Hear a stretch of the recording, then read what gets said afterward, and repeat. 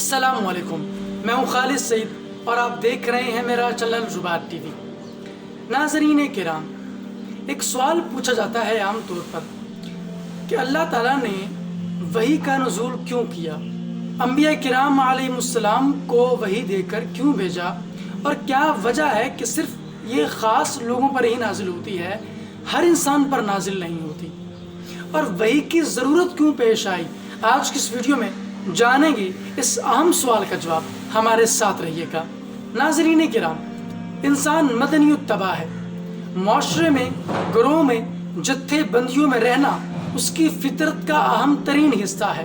اس لیے ارسطو نے کہا تھا مین از دا سوشل اینیمل، انسان ایک معاشرتی حیوان ہے۔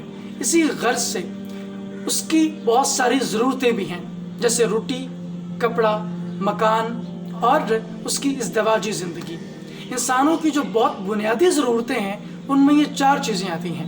ان 4 چیزوں کو انسان حاصل کرتا ہے اپنی زندگی میں، ان کے لیے تک و دو کرتا ہے، مشکلات کا سامنا کرتا ہے۔ لیکن اگر ان 4 چیزوں کو حاصل کرنے کے لیے کوئی اصول، کوئی ضابطہ، کوئی قانون نہ ہو تو انسان ایک حیوان بن جائے گا۔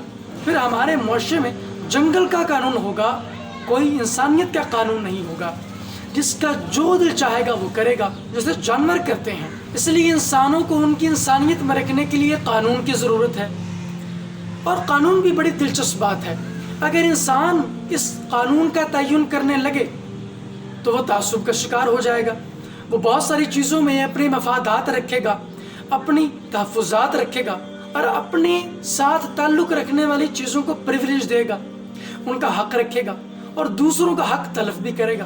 اس لیے انسان جب بھی اس قانون کو بنانے کے لیے بیٹھے گا غلطی کرے گا۔ اور صرف انسان نہیں، بہت سارے انسان، بہت ساری عقلیں، سوچیں سمجھیں مل کر بھی فیصلہ کرنا چاہیں تب بھی غلطی کریں گی۔ اس لیے یہ قانون انسان کا بنایا ہوا نہیں ہونا چاہیے، اس قانون کو خدا کا بنایا ہوا ہونا چاہیے، اور یہ مافوق الفطرت ہونا چاہیے۔ اسی قانون کو، اسی اصول کو جب اللہ تعالیٰ اپنے مقدس کلام میں ڈھال کر پیش کرتا ہے، اس کو وحی کہتے ہیں۔ اور یہ وحی ہر بندے پر نازل نہیں ہو سکتی، اس کے لیے خاص اشخاص ہوتے ہیں، خاص قلوب ہوتے ہیں۔ یہ سراسر انتخاب خداوندی ہے۔ اللہ تعالیٰ چن لیتا ہے ان دلوں کو، ان اشخاص کو، ان ہستیوں کو، ان دلوں کو جن پر اس نے اپنے مقدس کلام کا نزول کرنا ہوتا ہے۔ انسان کے وجود میں بنیادی طور پر 2 چیزیں ہیں، ایک ہے انسان کے سینسز یعنی حواس خمسہ، اور ایک ہے انسان کی انٹلیکچول ابیلٹی یعنی انسان کی عقل۔ انسان کی حواس اس کو بہت ساری چیزوں کو سمجھنے میں مدد دیتے ہیں، چکھنا، سونگھنا، دیکھنا، سننا۔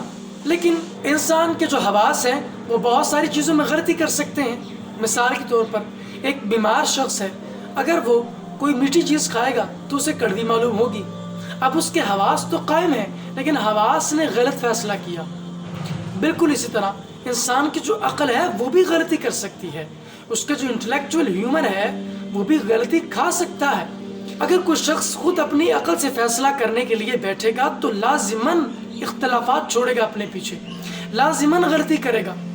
مثال کے طور پر وہ کہتا ہے کہ میرا ترکہ ہے اور میں اپنی زندگی میں ہی اس کو بانٹنا چاہتا ہوں، میرے فلاں بیٹے کو اتنا دے دیا جائے، اس نے میری خدمت کی ہے، فلاں بیٹی کو اتنا حصہ دے دیا جائے، میری بیوی کو اتنا حصہ دے دیا جائے، وہ یہ کام کرتی رہی ہے، میرے فلاں بیٹے کو اتنا حصہ دے دیا جائے، وہ بھی پڑھ رہا ہے۔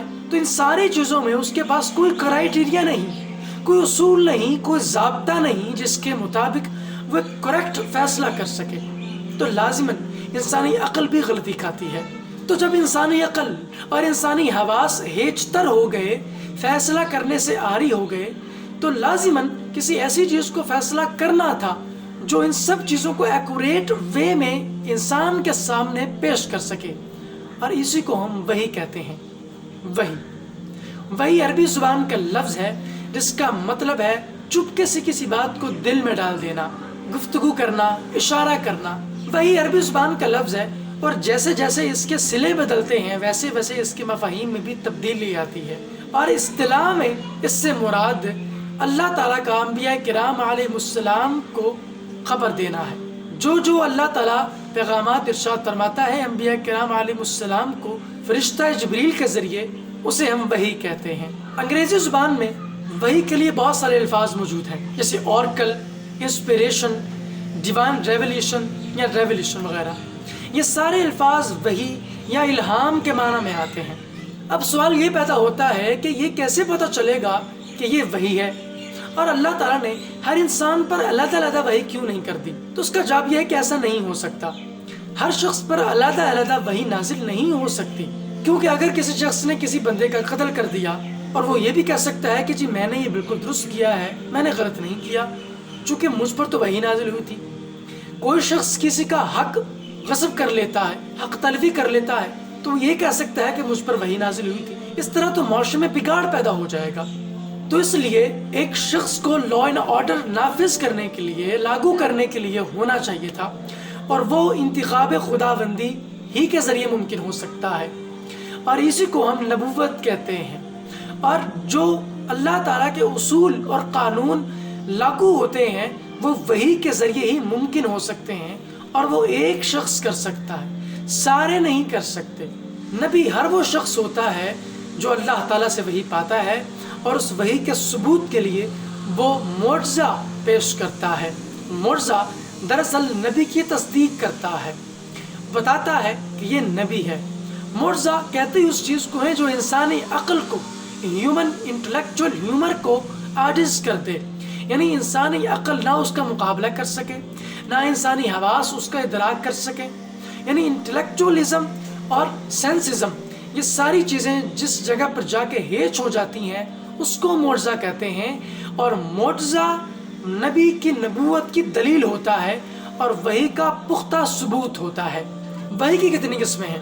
وحی کے بنیادی طور پر 2 قسمیں ہیں، وحی مطلوب اور وحی غیر مطلوب۔ وحی مطلوب یعنی ڈیوائن اسکرپچر جسے ہم کہتے ہیں، جب نبی پر الفاظ اور معنی یعنی ورڈز اور میننگز دونوں چیزیں نازل ہوں اور نبی اس کو بعین ہی پیش کر دے، اسے کہتے ہیں وحی مطلوب، یعنی جیسے کہ قرآن پاک ہے۔ اور وحی غیر مطلوب یہ بھی ڈیوائن اسکرپچر ہوتا ہے، اس میں فرق یہ ہوتا ہے کہ صرف نبی کے قلب پر میننگز کا اظہار ہوتا ہے، مفاہیم اور معانی اترتے ہیں، اور نبی ان کو اپنی زبان میں، اپنے اسلوب میں، اپنے لب و لہجے میں، اپنی تعبیرات میں پیش کرتا ہے۔ اسے کہتے ہیں وحی غیر مطلوب، اور بعض اوقات اپنے عمل کے ذریعے بھی اس کا اظہار کرتا ہے، جسے ہم حدیث کہتے ہیں۔ مجھے امید ہے آپ کو ویڈیو اچھا لگا ہوگا۔ آپ کس کے بارے میں کیا رائے ہے، اور اگر آپ کا کوئی سوال ہے تو آپ ہمیں کمنٹ سیکشن میں پوچھ سکتے ہیں۔ اب میں ملوں گا آپ سے ایک نئی اور انٹرسٹنگ ویڈیو میں، تب تک کے لیے اللہ حافظ۔